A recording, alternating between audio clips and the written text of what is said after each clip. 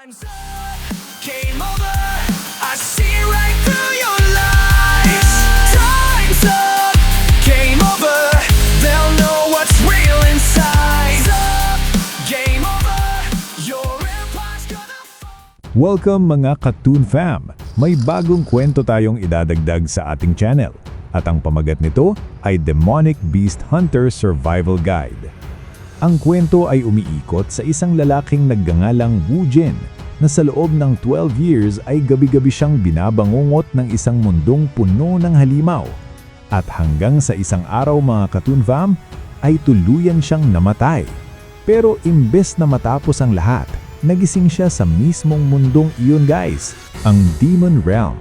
At dito sa mundong ito, habang mas marami kang pinapatay na Demon Beast, mas lalo kang lumalakas. Tara, samahan natin ang ating bida sa kanyang paglalakbay sa mundong ito. Let's go! Sinisimulan natin ang ating kwento sa isang mundo kung saan ang mga puno ay kasing payat ng mga buto at kasing baluktot ng mga daliri ng isang matandang babae. Ang mga amag at lumot ay kasing itim ng gabi, at kapag ikaw ay tumingala, makikita mo ang isang kakaibang malabong kalangitan. Ang lugar na ito mga Katoon Fam ay puno ng mga kakaibang halimaw na hindi mo makikita sa tunay na mundo. Isang lalaki ang sakal-sakal ng isang halimaw at nakahanda na siyang maging protina ng halimaw na ito guys. Napamura ang lalaking ito habang sinusubukan niyang sa abot ng kanyang makakaya na makawala sa halimaw na ito. Ngunit mas malakas pa rin ang halimaw, kaya naman hindi nagawang makawala ng lalaki at tuluyan na siyang naging protina sa halimaw na gutom mga sir.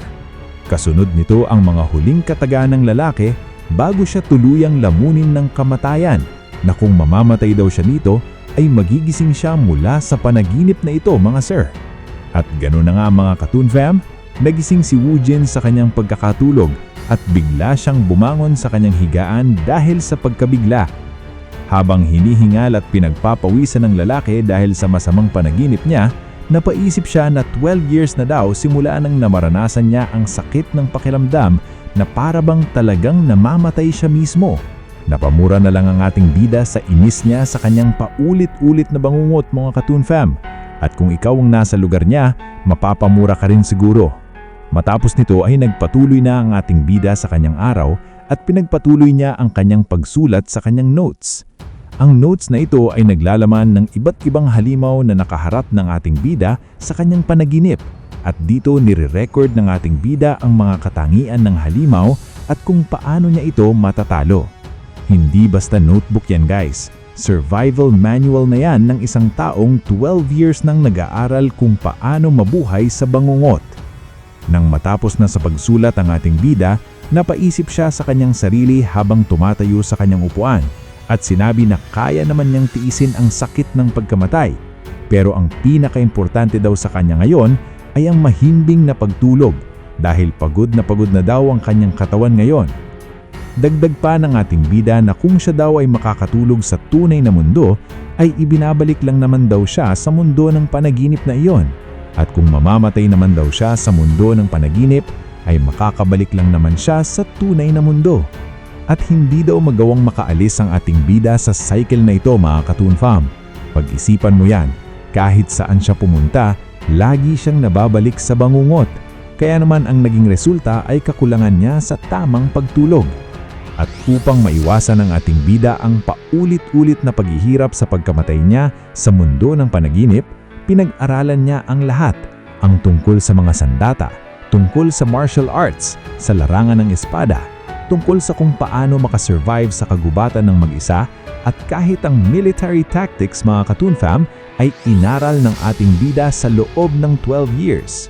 At nagbunga naman ang mga ginawa ng ating bida guys dahil nagsimulang mabawasan ang pagkamatay niya sa mundo ng panaginip. Subalit ang tunay na problema niya which is ang pagtulog mga Katoon Fam ay hindi pa rin nawawala. Nag-consult naman ang ating bida sa isang dalubhasa.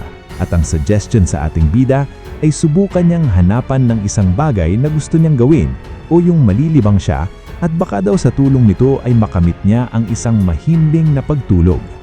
Ngunit ang tanging naiisip ng ating bida ngayon na gusto niyang gawin ay matulog lang mga sir. Yun lang, matulog. Kahit sino naman sa atin ang makakaunawa dyan, di ba guys? Dagdag pa ng ating bida na gusto niya na makatulog ng mahimbing kahit isang beses lang daw.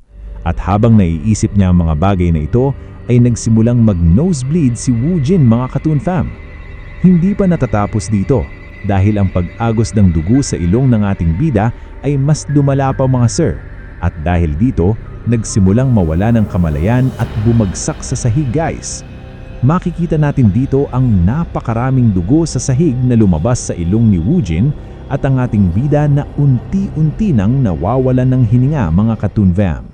Salamat sa pagbisita sa Tambayan Toon Time, munting tahanan ng mga kwentong para sa inyo. Kasabay naman nito ang paglalakbay ng diwa ng ating bida habang nagtatanong na ano ba daw ang ganitong pakiramdam dahil parang ang gaan na daw ng kanyang katawan guys. At ang masama at hindi nawawalang sakit ng kanyang ulo ay biglang nawala na daw, na para bang isang napakasariwa at malinis na hangin ang pumupuno sa kanyang dibdib at isip. At para bang nakatulog na daw ang ating bida ng maayos. Dugtong pa niya na 12 years na daw ang nakalipas nang huli niyang maramdaman ng pakiramdam na ganito. Nakakaiyak naman niyang si Woojin guys. Subalit napagtanto naman ni Woojin na namatay siya sa tunay niyang buhay mga Katoon Fam. Kasunod naman nito ang unti-unting pagbulat ng ating bida ng kanyang mga mata kasabay ng pagsasabi niya na sobrang gulat na ang mundong ito daw ay ang mundo ng kanyang panaginip kung saan siya naghirap ng 12 years mga Katoon Fam. At ganun nga mga sir, natagpuan ng ating bida ang kanyang sarili sa isang kagubatan na pamilyar na sa kanya. Ang mundo ng kanyang panaginip ay naging isang totoong mundo na mga Katoon Fam. Habang bumabangon siya sa kanyang pagkakahiga, naging alerto naman ang ating bida sa isang bagay na papalapit sa kinaroroonan niya. Kaya naman dali-dali siyang nagtago sa isang puno na malapit sa kanya. At nakita ng ating bida kung ano ang bagay na nagpa-alerto sa kanya. Ito guys ay isang malaking halimaw na parang bayawak na may maraming mata. Habang nakatago at pinagmamasdan ng pag-alis ng halimaw, napaisip si Woojin na sa tunay ng buhay, yung nangyari sa kanya na nag-nosebleed at ganun karaming dugo ang nawala sa katawan niya, ay masisiguro niya na ngayon na namatay na siya sa mundong iyon. Dugtong ta ng ating bida na kung ganun daw talaga ang kanyang sitwasyon ngayon, kung sakaling mamatay siya dito sa mundong ito, ay wala na siyang mundo na babalikan pa. Dagdag pa ng ating bida ng may mabigat na boses. Simula ngayon, ang mundong ito ay ang kanyang realidad mga Katoon Fam. Nagpatuloy pa sa pag-analyze si Woojin at sinabi niya na alam niya kung anong klaseng lugar ang mundong ito at alam din niya kung ano ang kanyang dapat gawin upang makasurvive dito. Dugtong pa ng ating bida na sa sitwasyon niya ngayon ay ang mas mabuting gawin ay ang pag-iwas muna sa mga labanan at ang dapat niyang unahin daw ay pumunta sa isang maliwanag na lugar kung saan naman ayaw ito ng mga halimaw. Subalit natigil ang pag-iisip ni Woojin at natahimik siya. Kasunod nito ang biglang pagbunot niya ng kanyang espada habang sinasabi sa kanyang isipan na bakit iba daw ang sinasabi ng kanyang pakiramdam. Dahil sinasabi ng kanyang katawan na ayaw niya na daw tumakbo mga Katoon Fam. At ito na yung type ng character development na hindi mo inaasahan guys. At ganun na nga mga sir, lumabas na si Woojin sa kanyang tinataguan at pumunta sa likod ng halimaw. Napansin naman agad ng halimaw na isang banta ang ating bida mga sir. At habang naghahanda si Woojin harapin ang halimaw na bayawak, napaisip siya kung bakit ganito ang gustong gawin ng kanyang katawan. Na kung dahil ba daw first time niyang nakatulog ng mahimbing matapos ang napakahabang panahon, o baka naman daw dahil lang sa mas bata ang katawan niya ngayon kesa sa totoong katawan ng ating bida. Hindi naman pinalampas ng halimaw ang ulam sa kanyang harapan, kaya naman mabilis itong sumugod sa ating bida mga sir. Nag-roar pa ang halimaw na bayawak at nagtalsikan ng laway sa sabik nitong makatikim ng laman ng ating bida guys. At habang sumusugod ang halimaw sa ating bida, hinayaan ni Woojin na ang katawan niya ang magdikta ng kanyang galaw dahil ang buong katawan niya daw ay sumisigaw sa kanya na siya ay lumaban at huwag tumakbo upang makasurvive mga Katoon Fam.